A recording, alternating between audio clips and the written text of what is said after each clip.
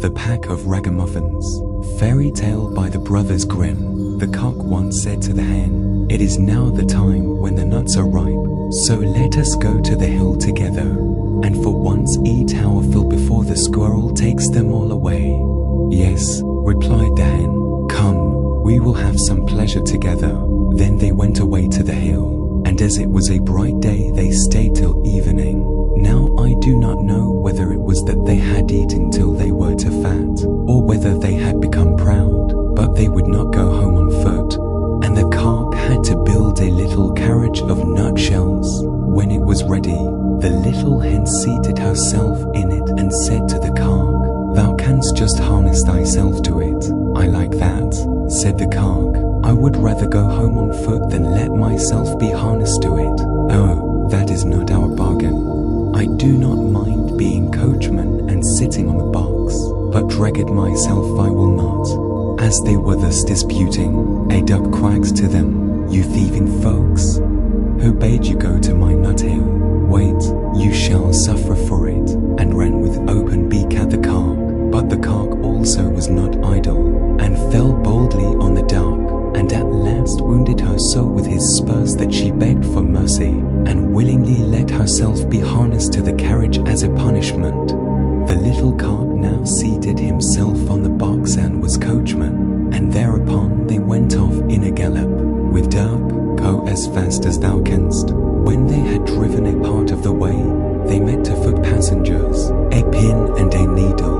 They cried, "Stop, stop," and said that it would soon be as dark as pitch, and then they could not go a step further, and that it was so dirty on the road, and asked if they could not get into the carriage for a while.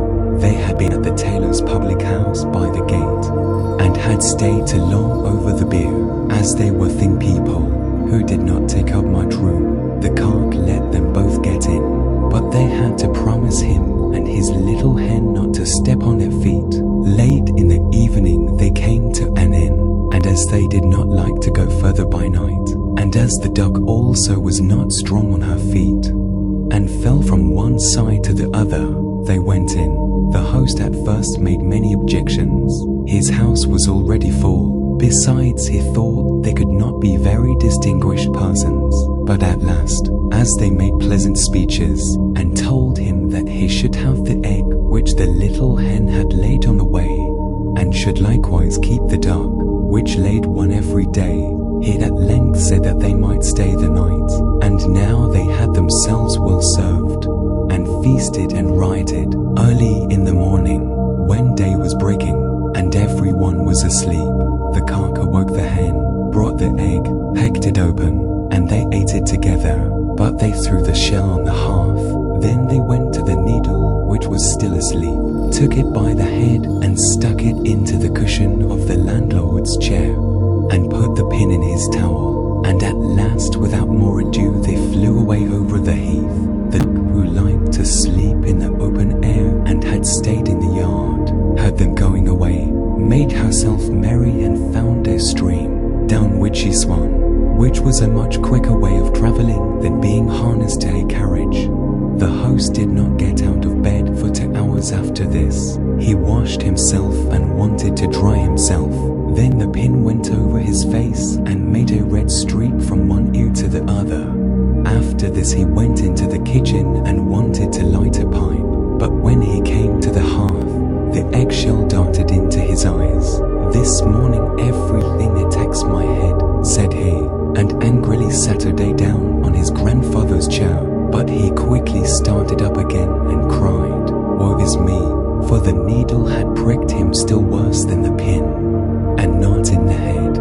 Now he was thoroughly angry, and suspected the guests who had come so late the night before, and when he went and looked about for them, they were gone. Then he made a vow to take no more ragamuffins into his house, for they consume much, pay for nothing, and play mischievous tricks into the bargain by way of gratitude.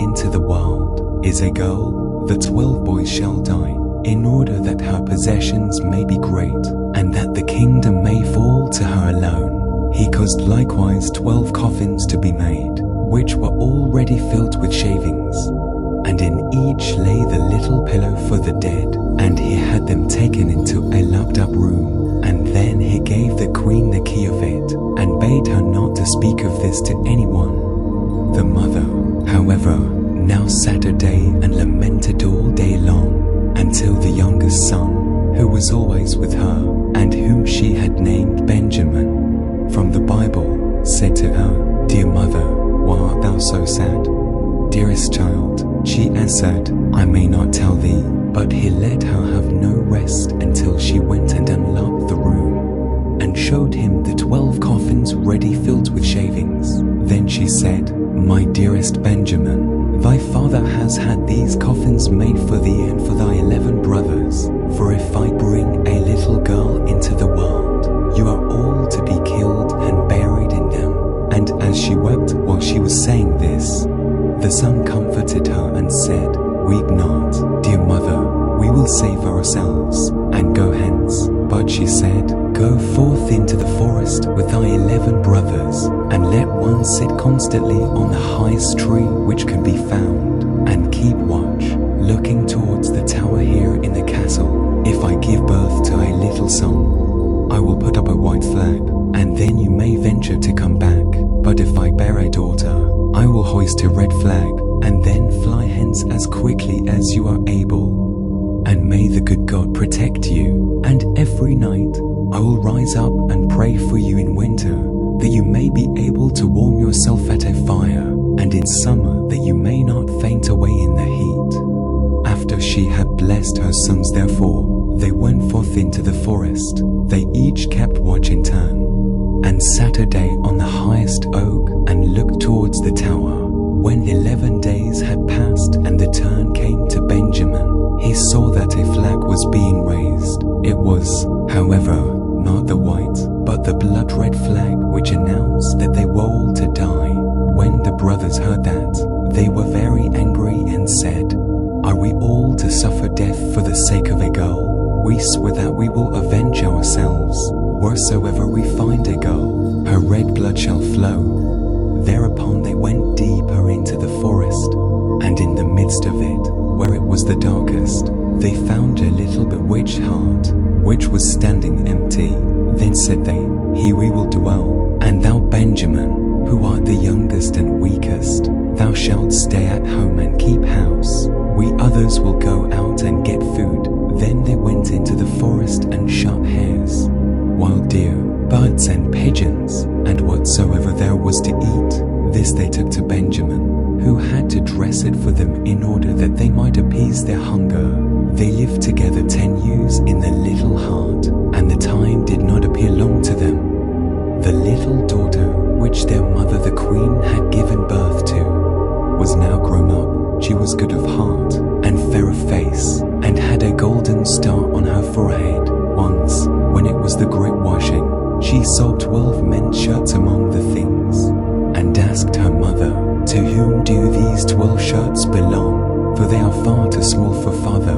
Then the queen answered with a heavy heart, "Dear child, these belong to thy 12 brothers." Said the maiden, "Where are my 12 brothers? I have never yet heard of them." She replied, "God knows where they are. They are wandering about the world." Then she took the maiden and opened the chamber for her, and showed her the 12 coffins with the shavings, and pillows for the head. "These coffins," said she, "were destined for thy brothers, but they went away secretly before thou wert born." And she related to her how everything had happened. Then said the maiden, "Dear mother, weep not. I will go and seek my brothers." So she took the 12 shirts and went forth, and straight into the great forest. She walked the whole day, and in the evening she came to the bewitched hut. Then she entered it and found a young boy, who asked, "From whence comest thou, and whither art thou bound?" And was astonished that she was so beautiful, and wore royal garments, and had a star on her forehead. And she answered, "I am a king's daughter, and am seeking my as far as the sky is blue until I find them." She likewise showed him the 12 shirts which belonged to them. Then Benjamin saw that she was his sister, and said, "I am Benjamin, thy youngest brother." And she began to weep for joy. And Benjamin wept also, and they kissed and embraced each other with the greatest love. But after this he said, "Dear sister, there is still one difficulty. We have agreed that every maiden whom we meet shall die, because we have been obliged to leave our kingdom on account of a girl." Then said she, "I will willingly die, if by so doing I can deliver my 12 brothers." "No," answered he, "thou shalt not die. Seat thyself beneath this tub until our 11 brothers come, and then I will soon come to an agreement with them." She did so, and when it was night the others came from hunting, and their dinner was ready. And as they were sitting at table and eating, they asked, "What news is there?" Said Benjamin, "Don't you know anything?" "No," they answered. He continued, "You have been in the forest and I have stayed at home, and yet I know more than you do. Tell us then." They cried. He answered, "But promise me that the first maiden who meets us shall not be killed." "Yes," they all cried, "she shall have mercy. Only do tell us." Then said he, "Our sister is here." And he lifted up the tub, and the king's daughter came forth in her royal garments, with a golden star on her forehead, and she was beautiful, delicate, and fair. Then they were all rejoiced, and fell on her neck, and kissed and loved her with all their hearts. Now she stayed at home with Benjamin, and helped him with the work. The 11 went into the forest, and caught game, and deer, and birds, and wood pigeons, that they might have food. And the little sister and Benjamin took care to make it ready for them. She sought for the wood for cooking and herbs for vegetables, and put the pans on the fire, so that the dinner was always ready when the 11 came. She likewise kept order in the little house, and put beautifully white clean coverings on the little beds. And the brothers were always contented, and lived in great harmony with her. Once on a time the two at home had prepared a beautiful entertainment, and when they were all together, they sat a day down, and ate and drank, and were full of gladness. There was, however, a little garden belonging to the bewitched house, wherein stood 12 lily flowers, which are likewise called students. She wished to give her brothers pleasure, and plucked the 12 flowers, and thought she would present each brother with one while at dinner.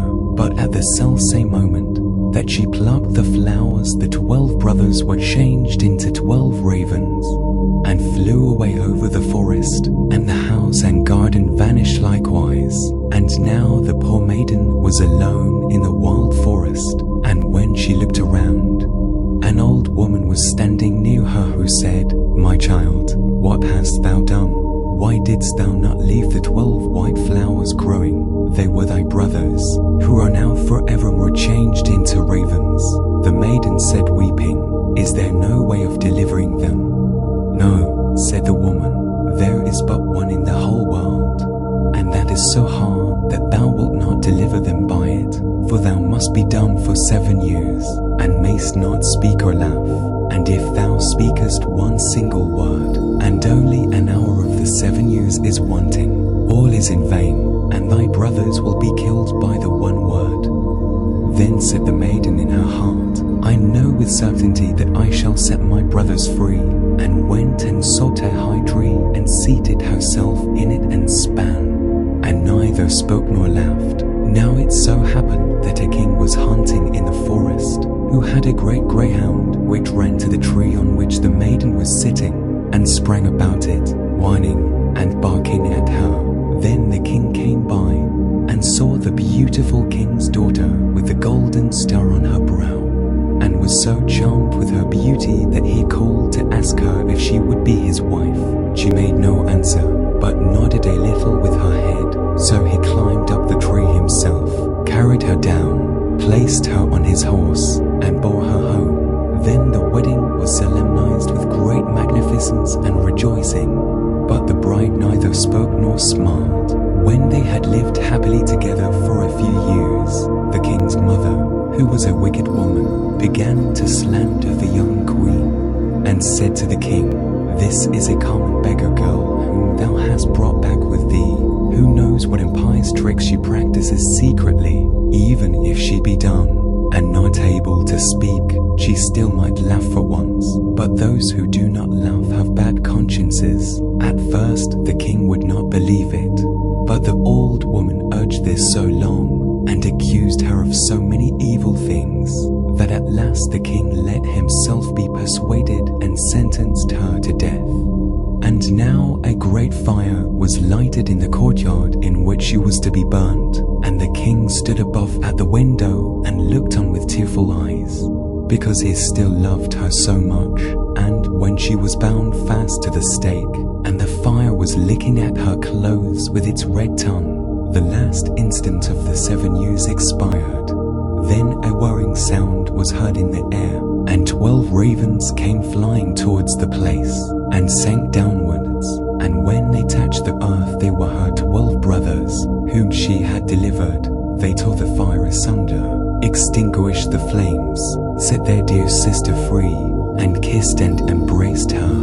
And now as she dared to open her mouth and speak, she told the king why she had been dumb, and had never laughed. The king rejoiced when he heard that she was innocent, and they all lived in great unity until their death.